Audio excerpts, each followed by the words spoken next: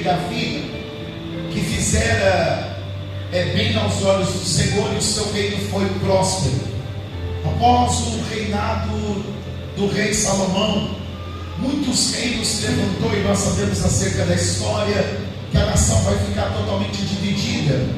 Então quem reina em Judá agora está sendo o rei Josafá, mas em Israel quem reina é o rei Acabe, um homem que, com um princípio de todos os que começaram, também foi um homem levantado pelo Senhor, mas no meio do caminho ele se perde. O reino de Israel, onde a sua catedral é Samaria, teria alguns espelhos a ser lançado como aprendizado para as nações. Eles vivem com altos e baixos, porque eles sempre começavam bem, e no final de tudo deixavam de fazer o que era bem visto aos olhos do Senhor. Por isso que quando o rei Josafá assume, ele vem debaixo de uma crise muito grande. E quando a crise bate na porta de qualquer que seja, há duas oportunidades. A primeira é desistir, lançar-se dentro de um fundo de poço, ou acreditar friamente que Deus é Deus para tirar e mudar a história. E Josafá faz isso. Ele faz um pacto com Deus, não é com o homem, o pacto dele é com Deus. E o que ele começa a fazer? Ele começa a entrar dentro da cidade de Judá, e ele tira tudo aquilo que desagrada ao Senhor. Ele começa a quebrar os altares, ele começa a tirar toda a imundícia, ele começa a quebrar todo tipo de divisão que pudesse ter. Os deuses estranhos não fazem parte do seu reino. E quando ele começa a fazer isso, a história nos conta no capítulo de número 17, que esse é o início da história. O Senhor olhou para Josafá com um olhar diferenciado, porque já havia muito tempo que ele não via um coração se voltar para ele, como do menino Josafá. E quando ele começa a fazer isso, Deus começa a dar estratégia. Josafá vai fortificar a cidade, ele fortalece a cidade com homens. A Bíblia diz que ele vai investir. Ele tem mais de 300 mil soldados que estão ao serviço de Judá. Os homens estão treinados, capacitados, preparados para poder ir para a guerra. Ele tem uma equipe que está debaixo de uma ordem, e ele pega os seus homens para poder inventar qualquer tipo de ferramenta, armas, escudos, e é isso que Josafá vai fazer. Quando a Bíblia diz que ele cerca a cidade se sente segura, ele começa a investir na área financeira, na agricultura, que era aquilo do povo. Ele contagia ao coração do povo a voltar a plantar, e o povo começa a plantar. Ele começa a lançar para o povo dizendo: fizemos a nossa parte, arrancamos tudo aquilo que era ídolo, arrancamos tudo aquilo que desagradava, a cidade está fortificada, agora é a nossa vez de fazer a nossa parte. O livro de Joel conta, e a história é muito clara, dizendo que todo agricultor ele dependia de duas chuvas. Quando a agricultura no tempo de Joel ela começou a ser muito próspera, Deus travou a chuva serode e a chuva tempore. Eram duas chuvas que vinham fora do tempo, que só Deus poderia fazer. O homem planta, mas era Deus que regava a terra. E quando o homem fazia o que era mal aos olhos do Senhor, Deus simplesmente cerrava o céu e não mandava essa chuva. Josafá manda o povo ir e lançar a semente sobre a terra, porque Deus traria chuva dentro do seu tempo. Diz que a primeira chuva era uma chuva muito forte, que vinha, amassava, quebrava o barro para poder fazer a sua parte. E a segunda chuva era para poder regar. E não é que Deus começou a fazer isso. O povo começou a prosperar dentro do reinado dele. Só que o inimigo nunca vai se levantar contra a árvore que não dá fruto. O inimigo sempre vai enxergar alguma coisa que está andando. O inimigo sempre vai olhar para alguma coisa que está começando a fazer algo diferente. A Bíblia diz que quando isso começa, o rei Acabe olhou para o reino de Judá e começou a ver a diferença que havia. Acabe lá, se você não lembra, é o profeta Elias que está profetizando contra ele. Está dizendo para ele que as idolatrias, o altar que ele tinha levantado, Josafá estava dependendo somente do Senhor, mas Elias estava liberando sobre Acabe, dizendo para ele: você levanta falsos profetas, você levanta falsos homens para poder profetizar, e Deus está vindo contra a sua vida. A Bíblia diz que Deus se retira do reino de Israel. Mas olha que coisa interessante, a Bíblia diz que quando Acabe se rebelou contra a Síria, e ele sabia que Deus não era com ele, automaticamente ele vai ter uma visão dizendo: se eu for para essa guerra sozinho, certamente perder a batalha. Então o que Acabe faz? Acabe faz uma aliança de governo. Escuta isso aqui, por favor, para você entender. Acabe vai fazer uma aliança de governo, vai pegar a sua filha e vai oferecê-la ao filho de Josafá. Essa aliança tem um compromisso. O texto diz que no dia do casamento, Acabe está lá, uma mesa preparada, e está tudo pronto, a festa está acontecendo. De repente Acabe olha para Josafá e diz: você sabe do afronta, né? Você sabe da guerra. A Síria está se levantando contra a minha vida, e agora nós somos uma só família. E aí ele faz uma pergunta dizendo: tu vai comigo para a guerra? Seus moços vai comigo para a guerra? Acabe faz uma pergunta para Josafá, e Josafá é crente. O cenário está tudo preparado. Quando ele faz essa pergunta, Josafá olhou para ele e disse: eu só vou se o Senhor falar. Estava no meio de uma festa, de repente Acabe levanta. Ele tem 400 profetas, ele reúne os profetas e manda os profetas liberar uma palavra. Imagina, 400 profetas indo diante dos reis e liberando: assim diz o Senhor, vai porque Deus vai dar vitória, vai porque Deus vai honrar, vai porque Deus é contigo. E a palavra foi indo, são 400 profetas profetizando. De repente, quando acaba os profetas, a Bíblia Sagrada diz que o coração de Josafá não ardeu. O livro de Lucas, capítulo de número 24, os discípulos disseram: não ardia em nossos corações. Quando ele falava, a palavra do Senhor não veio para queimar no ouvido, a palavra do Senhor veio para queimar o coração. Eu sei quando Deus está falando, eu sinto quando Deus está falando. Eu posso estar em um momento de guerra, em um momento obscuro, no meio da escuridão, mas eu sinto quando meu Deus chega. Quando eu pisei os meus pés aqui, antes de qualquer um dos senhores chegar, eu já senti que o Todo-Poderoso escolheria para ele esta casa e este lugar para operar. Fique tranquilo, porque eu tenho motivo para você levantar a mão. A casa não é minha, não é do pastor, a casa não é do bispo, não é do apóstolo, a casa é dele. O pastor que me antecedeu disse que Salomão, a orar e separar o lugar, ele só constrói.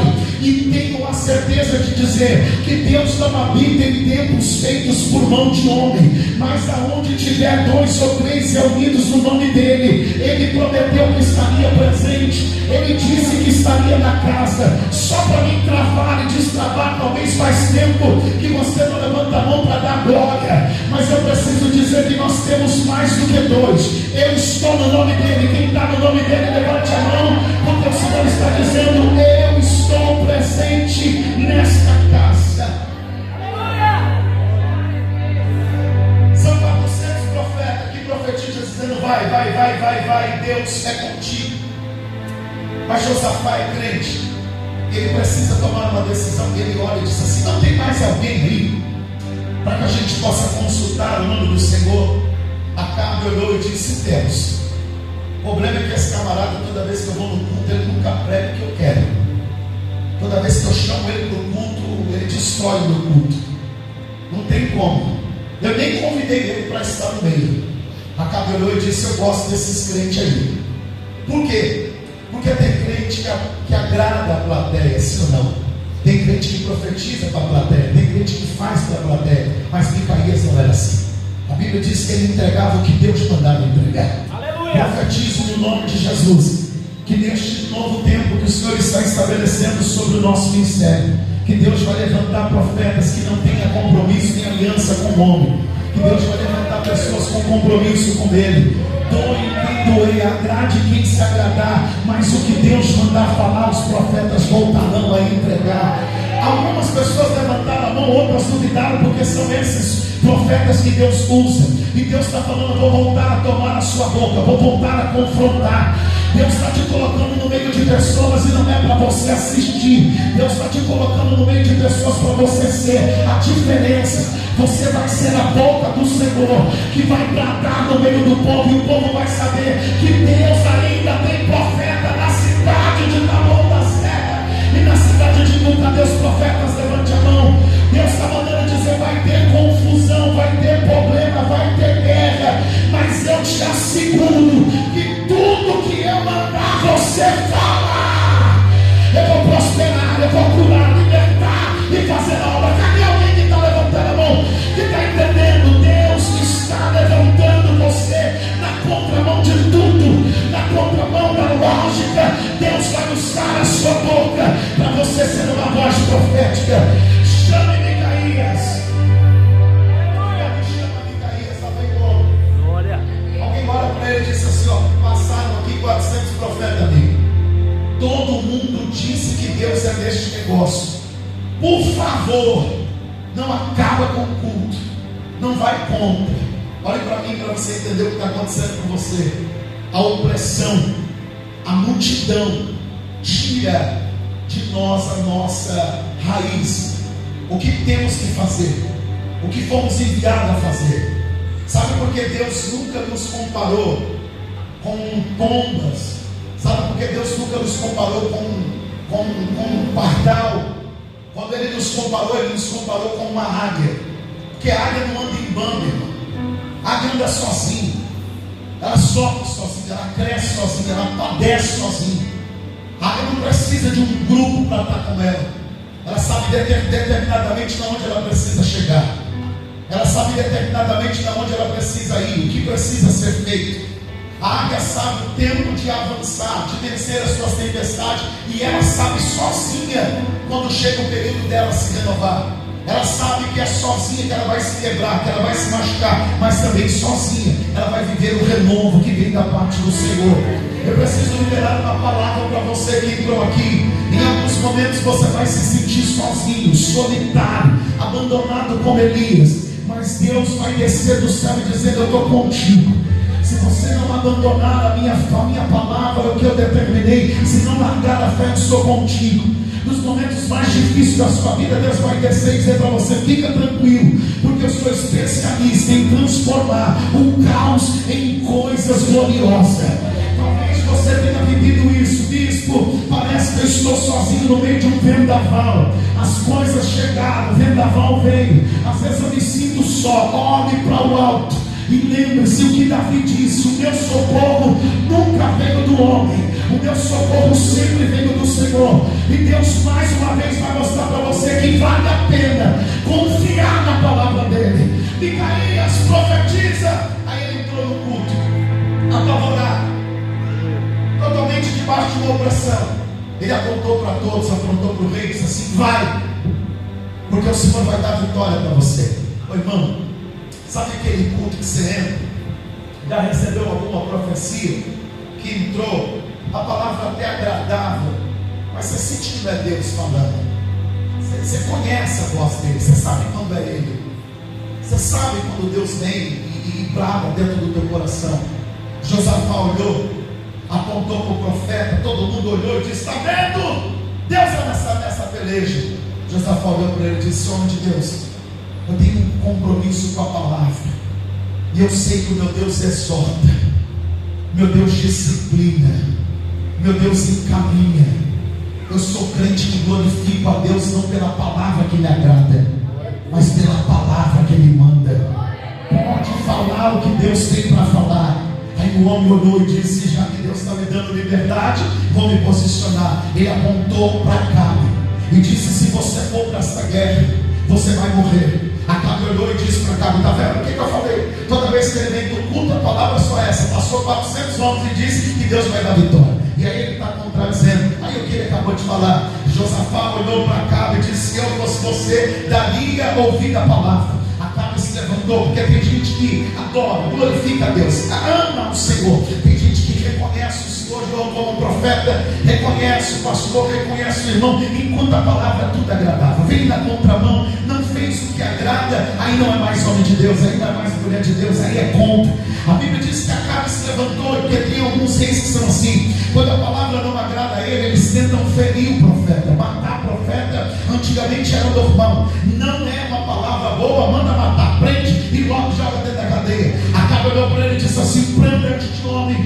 e lance ele no cárcere até que eu volte com vida. O homem de Deus foi algemado, Rafael, mas quando ele foi algemado, ele olhou para o rei com a autoridade que o céu fala com ele e disse: se o Senhor voltar com vida, então Deus não falou na minha boca.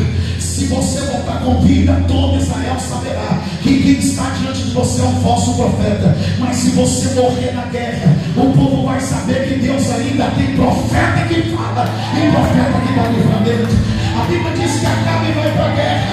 Os medrosos, por favor, vão se esconder. A Bíblia diz que Acabe, em vez de vestir uma roupa real, ele veste uma roupa de soldado, começa a se esconder. Ele pega uma roupa de um homem qualquer. Na verdade, quando íamos para a guerra, missionária Patrícia, os profetas, os reis, oravam pelos reis. Os reis não eram como hoje. Hoje tem uma guerra lá na Ucrânia, tem uma guerra contra a Rússia. Os presidentes estão dentro dos seus palácios, debaixo do ar-condicionado, quando ganha a vitória. Soldados que morreram, que ficaram anos lá, são eles que são coroados. Antigamente não. O primeiro a ir para a guerra era o soldado, era o rei. O rei era o exemplo de tudo. A Bíblia diz que quando Josafá está vestido, com mais que eles estejam em tempo de guerra, a roupa dele é diferente, a vestidura dele é diferente. Mas Acabe está se escondendo, Acabe está covardado, Acabe está com medo de morrer. Sabe que Deus não é com ele. Então ele olha e diz: eu vou me esconder aqui, porque certamente a Síria vai pelejar contra Josafá. Olha o nível de problema que você está entrando, se relacionando com pessoas que vão te colocar na frente da batalha para você morrer,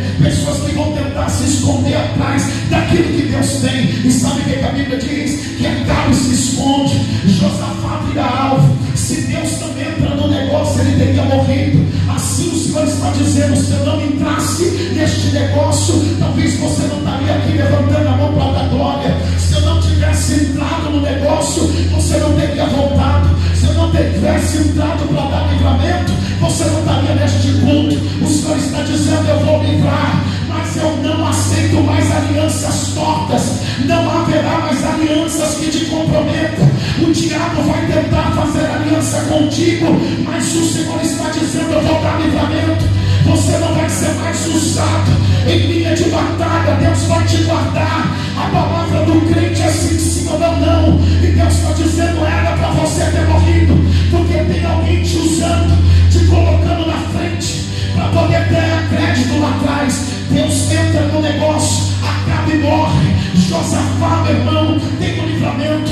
Quando ele volta para casa, ele não tem ninguém. O livro das Crônicas 20 diz que 3 reinos se levantam, ajudou todo mundo, mas quando o problema vem contra ele, não tem ninguém mais para socorrer. Cadê os amigos que você tinha? Cadê as pessoas que você ajudou? Cadê as pessoas que você estendeu as mãos? Foram embora. A Bíblia diz que Josafá não tem mais ninguém, mas ele é homem de compromisso com o altar. E quem tem compromisso com o altar não se preocupa com quem vai. Por favor, irmão, não esqueça quem saiu, celebre quem ficou. Deus está dizendo para você: para de dar crédito para quem saiu, celebre quem ainda está na sua vida. Esquecendo-me das coisas que para trás ficam, eu vou prosseguir para o alvo. Tem coisa boa de Deus chegando para a sua vida.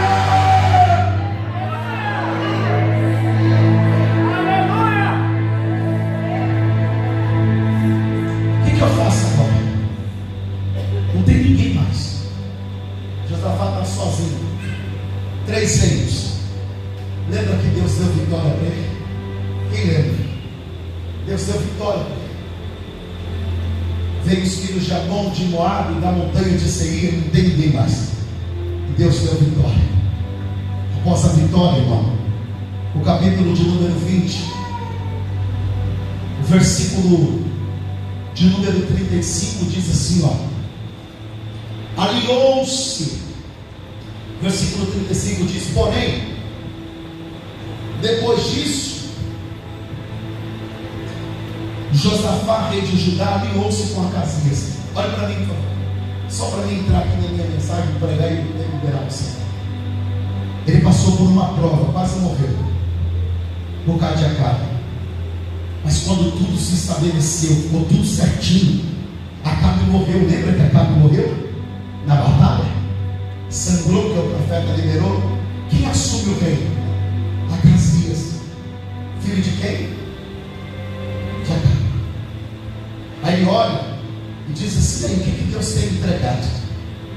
Quais são os projetos, irmão? Se você soubesse como o inimigo está curioso em saber os seus projetos. O que é que você projetou? O que é que você tem falado? O Aonde você falou que vai chegar? O inimigo está curioso. Acasias, ele vai fazer o mesmo caminho do pai, é desviado, não tem compromisso com a palavra, está lá prostrado diante do altar de Baal e de Azera, sua mãe. Mas ele olhou para Acabe e viu em Acabe uma oportunidade, porque Acabe tem projeto. Acabe tem o quê? Projeto. Para você entender, por favor, eu preciso contar alguma coisa para você entender o porquê disso, porque são o versículo 35, 36 e 37 é a narrativa do que eu estou te falando. São 3 versículos muito curtos para poder contar uma história muito grande. Por que o rei Josafá fez um projeto? Ele fez navios. Não sei se você sabe, mas eu preciso contar para você uma história. O que engrandeceu o nome do rei Salomão, a maior nível de riqueza que ele teve, não veio das suas mãos, vieram de reinos que vieram e presenteavam ele. A Bíblia diz que Salomão recebia navios e navios de ouro. Sabe por quê? Quando ele terminou de construir o templo, e os vizinhos de outras nações chegavam e viam a grandeza. Irmão, esses dias eu estava no templo de Salomão aqui, da Igreja Universal, na João Dias. É grande lá, pastor João, é grande, poxa, é grande. Eu entrei, o Rafa, eu pedi para Deus, me dá metade, isso aqui tá bom, você me dá só a metade aqui, para mim tá tranquilo, para mim eu já estou na vitória. Diz, Gídio, que lá não é nem a metade do templo que se tinha, não é nem a metade. Só para ministrar no altar tinha 120 sacerdotes, de uma ponta a outra. Diz que o templo era tão grande, irmão, que o rei havia um comportamento na parte de dentro e um comportamento da parte de fora. A parte de dentro entrou os homens, os governadores, os maiores, os súditos, as pessoas que foram celebrar. Quem olha para o lado de fora, havia uma multidão, diz o texto. Para você entender, o templo que a gente vê aqui é enorme, mas foi de Salomão construído em 8 anos. Foi um templo que passou por 3 níveis de construção: madeira, pedra e ouro. Ele visitou o templo 3 vezes, e das 3 vezes que ele visitou o templo, ele mudou o projeto. Toda vez que ele entrava dentro da casa, ele viu a primeira construção com as madeiras mais preciosas, e ele olhava e dizia: o que tem de mais precioso? Aí falaram: rei, tem pedras. E ele mandou cortar. O texto diz que lá na construção, pastor Oscar, era tão forte, a Bíblia diz que quem construía o templo, o templo não foi construído debaixo do barulho, tinha que se montar as pedras e colocar. Não era permitido pelo Senhor bater nas pedras, tinha que pegar as pedras e unir as pedras. Uma pedra tinha que unir junto com a outra. Quando ele entrou dentro do templo pela 3ª vez, ele viu as pedras e ele olhou e disse: tem algo mais precioso do que isso? E ele mandou revestir todas as pedras em ouro. Diz que o lugar que o povo pisava, a calçada do lado de fora, ao redor do templo, era toda de ouro. Quando as nações circunvizinhas chegavam, olhavam para eles e viam o templo construído, eles tinham uma primeira visão. Qual era a primeira visão? Se eles adoram em um templo totalmente de ouro, imagina como que deve ser a casa do rei. Se o templo do Deus dele é desse jeito, imagina como não deve ser o templo ou a casa que o próprio rei mora. Então eles entravam ali e viam grandeza. Eles não poderiam oferecer qualquer coisa. A Bíblia diz que eles mandavam navios e navios. Qual era o lugar especialista em se arrancar ouro? O lugar era Tarsis. Se você parar para olhar, o texto diz que eles fizeram navio para ir a Tarsis. De lá se retirava os ouros mais preciosos. A Bíblia diz que ele construiu um projeto.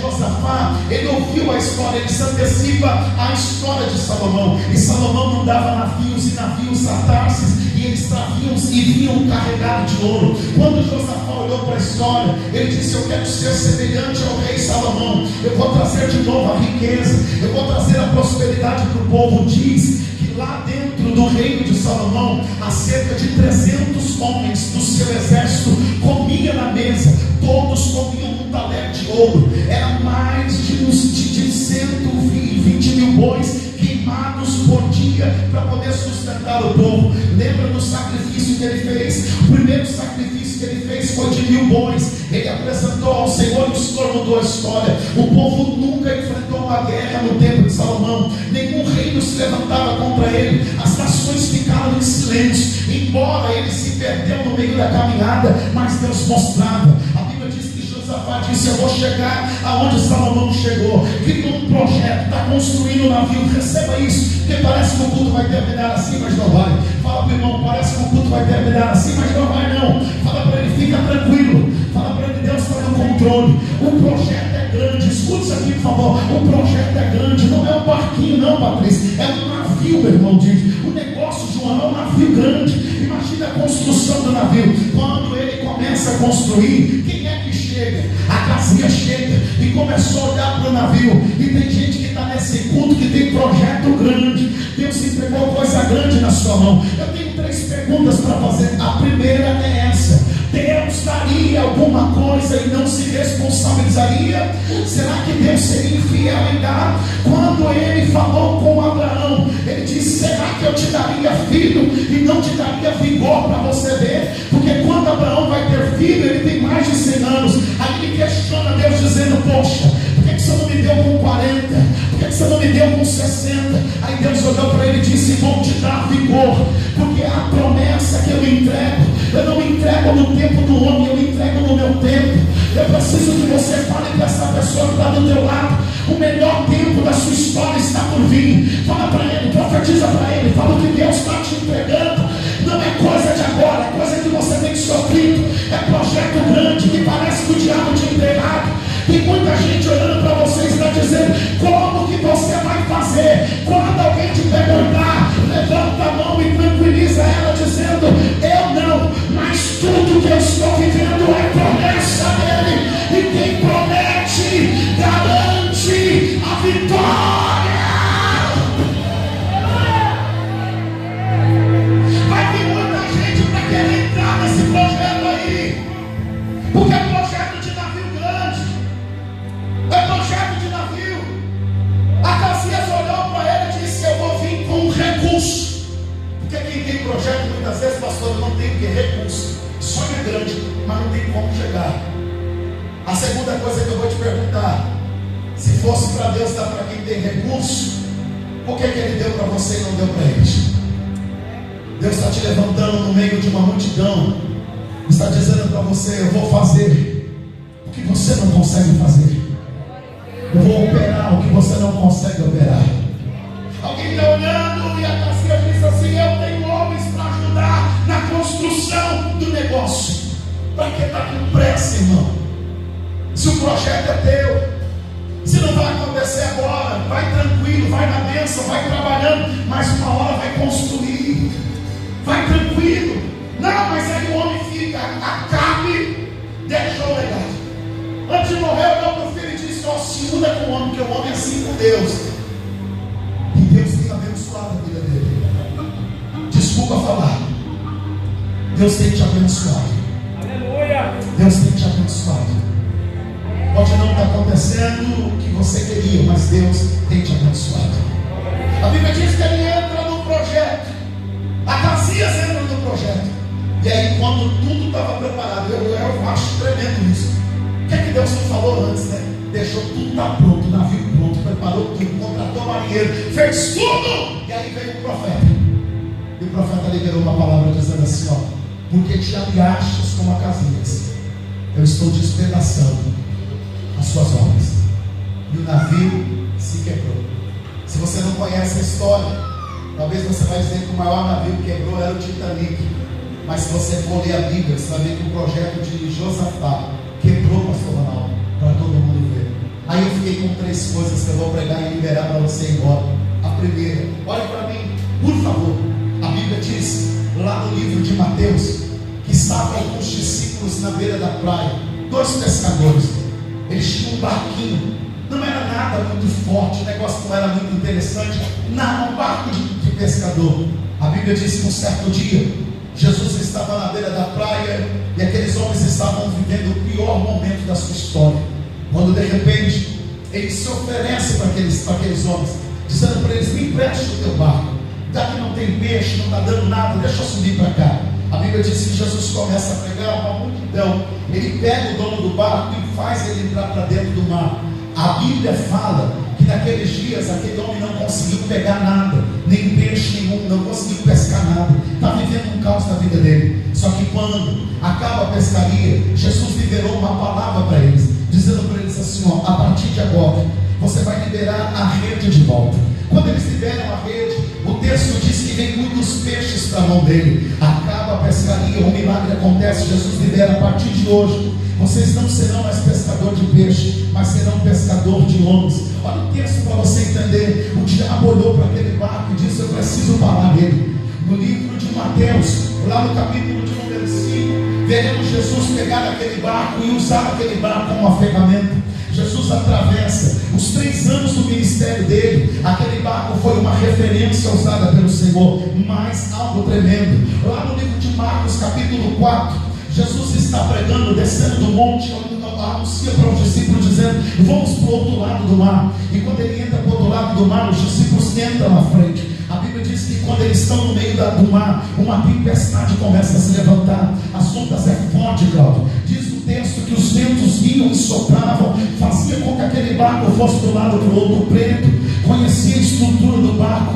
olhou para os discípulos e disse: esse barco aqui vai quebrar, não tem condição de suportar uma grande tempestade como essa. A tempestade é muito forte, a tempestade é muito tremenda. O que está soprando aqui é algo para quebrar. Mas a Bíblia diz que furiosamente o barco suportava a fúria das águas e a fúria do vento. A Bíblia diz que o vento batia, o vento soprava no barco, continuava. A tempestade veio para o lado, fez horas de tempestade, mas o barco continua. Quando eu comecei a olhar para esse texto, o meu Deus me disse algo tremendamente. Ele disse: não adianta ter projeto grande, não ter aliança comigo. Não adianta ter um barcão, naviozão, ter um projetão e Deus não está tendo a graça. Você vai indo como um barquinho de Pedro. O barco de Pedro era desconfiança, ninguém dava nada, mas atravessou, venceu a tempestade. Olha para você ver os ventos que bateram contra a sua vida. Quem olhou disse: ele vai parar, isso aí vai fazer ele desistir. Ele não passa.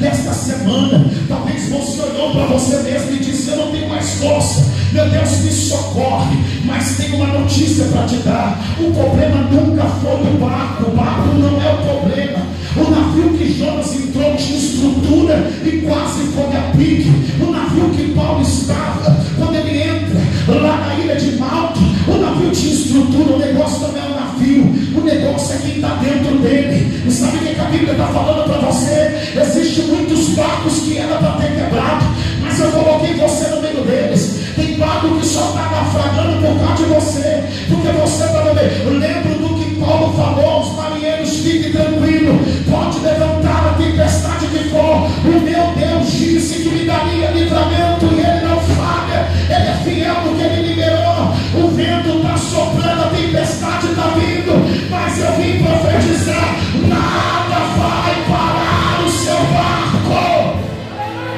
Vou falar de novo: nada para o seu barco. Ô bispo, mas eu tenho tido pouca força. Fica tranquilo, ninguém está acreditando como você ainda consegue prosseguir.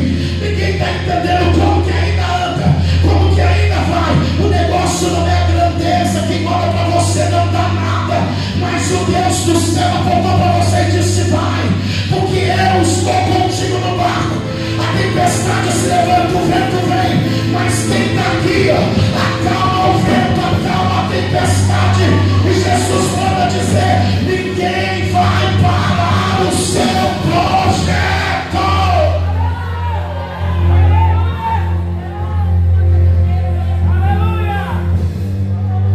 Você tem que chegar do outro lado. Fala para o irmão: eu vou chegar do outro lado. Olha para mim. Seu barco é assim mesmo. Quem olha de fora não dá nada, mas chegou do outro lado. E quem chega do outro lado, irmão, tem vitória. Olhe para mim no meu olho, preste atenção em 3 coisas. A primeira coisa que eu quero te dizer: tome cuidado com as alianças. Tome cuidado com as alianças. Vigie com as alianças. Aliança é coisa séria. Toma cuidado nas mesas que você senta, que eu sento, que você senta, que você senta. inimigo está preparando sempre uma cabra e uma casinha para sentar com a gente. Tem gente que tem o poder de levar você para cima, mas tem gente que tem a capacidade de jogar você lá embaixo.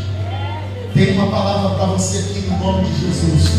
Olha no meu olho, minha cara não ajuda, eu tenho espelho em casa.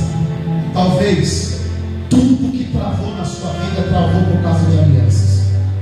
Talvez o teu navio era para ter decolado, era para ter chegado em um lugar grande, mas as alianças faz com que Deus trave aquilo que você precisaria ter vivido.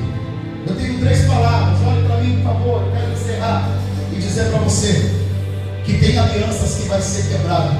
Deus vai dar oportunidade para alguém recomeçar, mas aquela ali, para cá era a última. Ele ia fazer uma viagem missionária, ia trazer ouro, ia entrar para dentro da história. O texto diz assim, ó, presta atenção: e quebrou-se o navio, e não puderam lhe atar-se. Versículo de número 1 do capítulo 21. Depois Josafá dormiu com seus pais e foi sepultado com seus pais na cidade de Davi. E Jorão, seu filho, reinou em seu lugar. Talvez Deus está te dando uma oportunidade hoje para você recomeçar, para você colocar o teu nome na história. Eu sempre falo para os irmãos, eu respeito muito a Bíblia, pastor João, e tenho uma coisa para dizer para você: o tempo de Paulo, o tempo de Pedro, o tempo de João acabou. Hoje não tem Paulo, não tem Pedro na história, é eu e você. Se nós não posicionarmos, se Deus não operar por intermédio da nossa vida, Ele não opera pela vida de ninguém. Se Deus não pegar a nossa história, a gente não estabelecer uma igreja séria, amanhã ela, que é uma criança, só Deus sabe como que vai ser a igreja que ela vai cultuar. Só Deus sabe como que vai ser a igreja dos seus filhos amanhã. Só Deus sabe o que vai acontecer. Tem tanta coisa acontecendo nos dias de hoje. Eu não preciso abrir nada para você, porque você é muito inteligente. Você sabe muito bem tudo que está acontecendo, não do lado de fora. Você sabe muita coisa que está acontecendo do lado de dentro. A pergunta que eu sempre falo para você é: ficar de braços cruzados é deixar o projeto do diabo crescer dentro do ambiente que não era para ele crescer. Eu tenho um propósito, queira Satanás ou não, mas eu coloquei uma coisa no meu coração: irmão, para o mundo eu não consigo ir, não tem como sair, não tem como, o diabo não me quer, o mundo não me quer, então eu apanho dentro da igreja, mas eu vou apanhar com um critério: eu vou dar trabalho para o diabo a partir de hoje. Se nós já temos ganhado almas ao Senhor e tirado almas das mãos de Satanás, eu quero liberar uma palavra para você. A palavra que eu tenho para te liberar não é comigo, não é com ninguém, é com Deus Todo-Poderoso. Você tem uma ferramenta, Deus te deu uma unção, te capacitou, te colocou sobre a sua mão uma autoridade. Talvez muitas coisas vieram e paralisaram isso na sua vida, mas hoje Deus está falando para você: se posiciona, porque eu ainda quero usar você. Eu quero liberar uma palavra que está no livro dos Reis. A ferramenta que saiu das mãos do moço de Eliseu voltou para a mão do moço e não para a mão de Eliseu.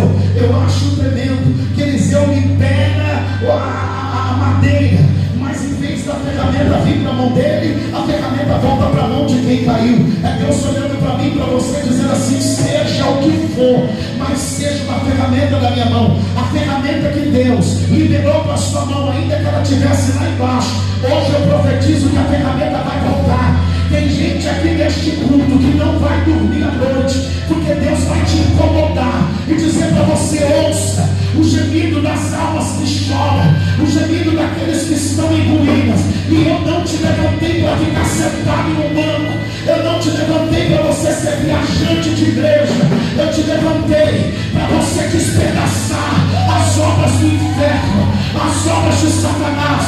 Eu te levantei na autoridade do meu nome para colocar as mãos em enfermos e os enfermos ser curados. Eu não aceito que ninguém mais passe pela minha mão e sem a sua mão, e eles não conheçam que há em nós o Deus que cura. Eu não aceito que nenhum daqueles que estão nas trevas se percam. Nós vamos voltar a ser os crentes malucos que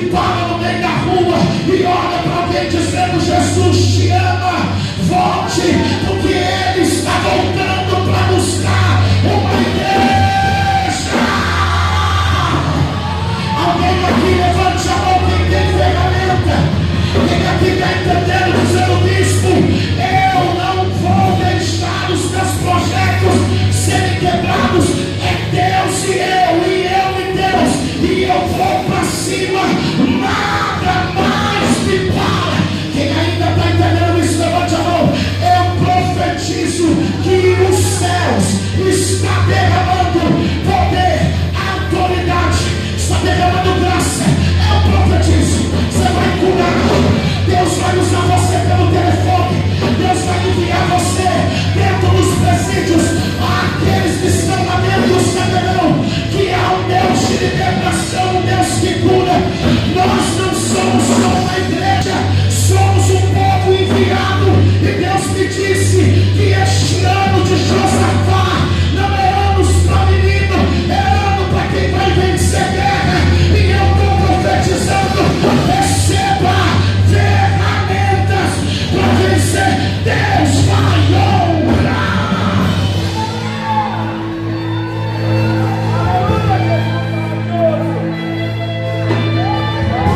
Do seu lado tem alguém. Diga para ele assim: aí o projeto. Pergunta para ele, fala assim: o seu não. Fala assim: o projeto de Deus, como é que está? Olha no olho dele com um olhar de profeta, sem medo. E pergunta se Jesus vai estar segurando. Como é que estaria isso aí?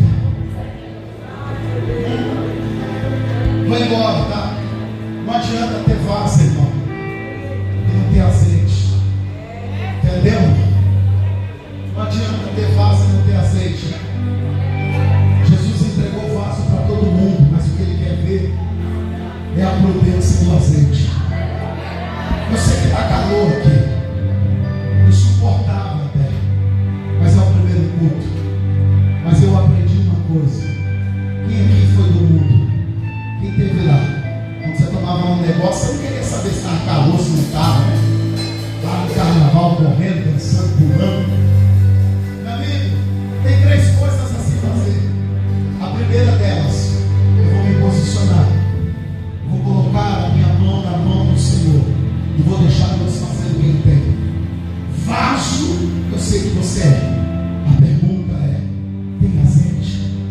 Como é que está o azeite? O Espírito Santo não se relaciona com quem não se relaciona com Ele.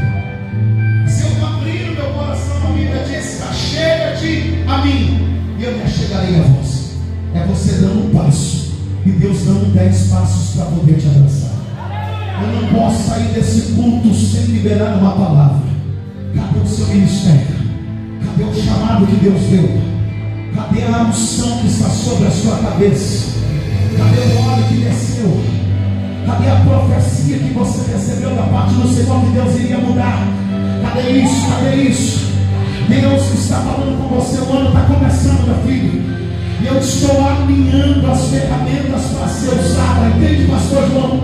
Tem ferramentas nesse culto que está dentro do fogo, Alan.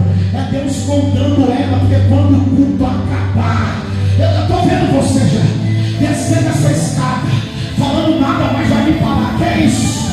Eu estou vendo você entrando dentro da sua casa, colocando a mão no meio dos seus filhos, na sua esposa, no seu marido, e dizendo: receba não de mim, mas receba aquele que me chamou, o que você tem. Profeta vai voltar a profetizar dentro da casa. Todo projeto que o inimigo traçou para eliminar, levar a sua família, está sendo quebrado, porque os filhos de Josafá estão se levantando debaixo da unção. Eu vou liberar a palavra, vou deixar você 1 minuto adorando, porque enquanto você levantar a mão, não é da minha parte, é o óleo dele que vai cair. Deus está dizendo: abra a boca, porque eu estou derramando óleo novo sobre a sua vida.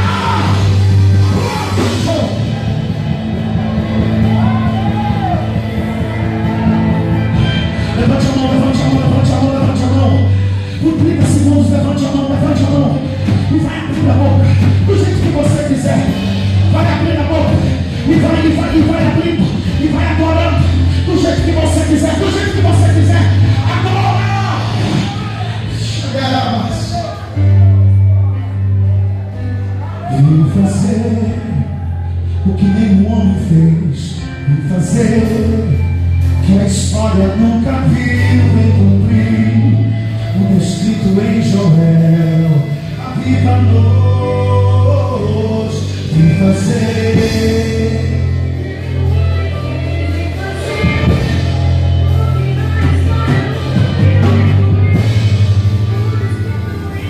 Levante a mão e vá adorando.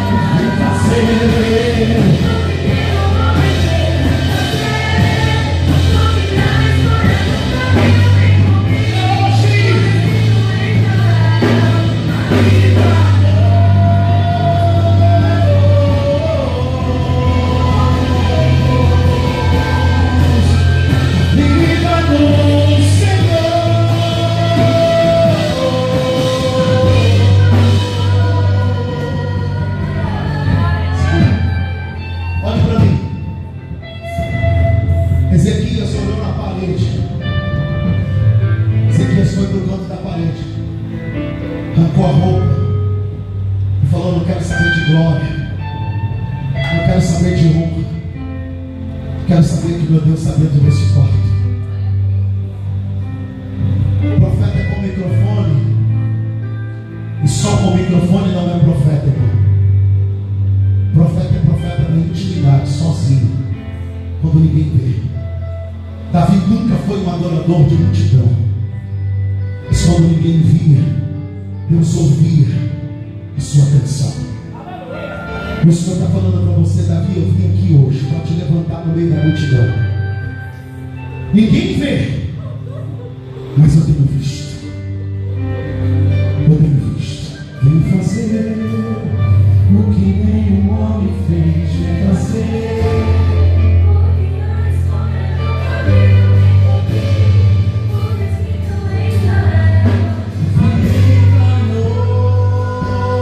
Vem fazer. Ele ainda faz.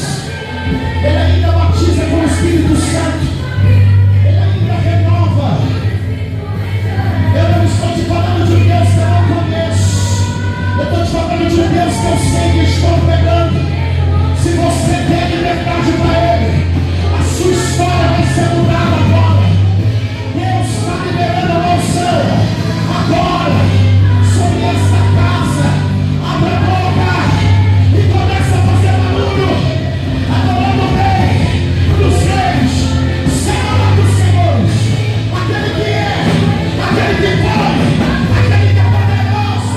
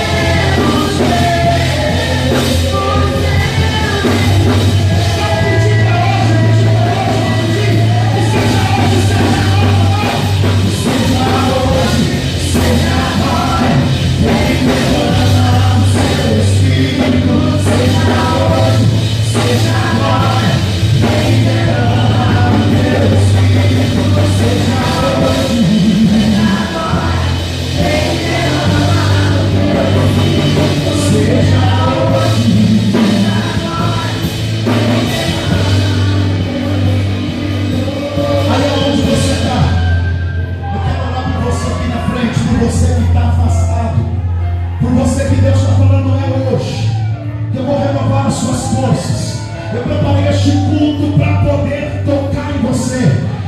Enquanto você está aí no teu lugar, Deus está falando para você hoje que eu devolvo.